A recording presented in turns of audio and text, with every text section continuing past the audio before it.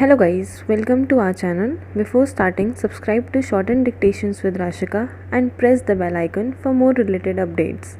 So without any further delay, let's get started. 5 seconds. Start. Nepal has escalated the border dispute. The priority should be to de-escalate.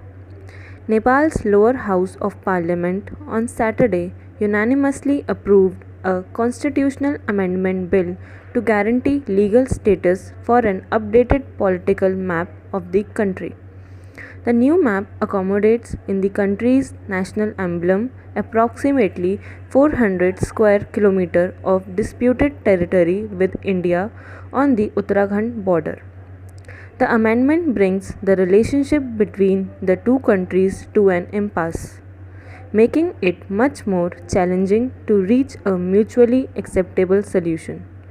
Political leadership in both countries must strive to find a way out and restore a semblance of normalcy to a unique relationship in the South Asian context.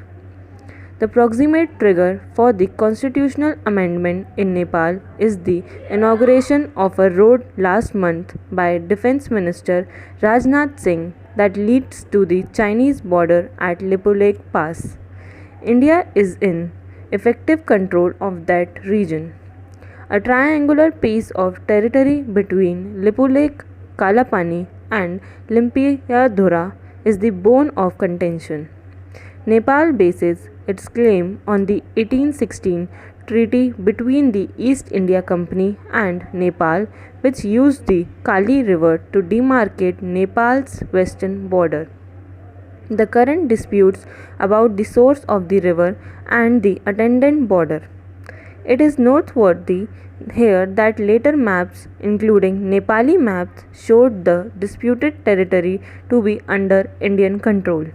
Perhaps the 2015 blockade that is perceived in Nepal to have had Indian support has vitiated the atmosphere between India and Nepal.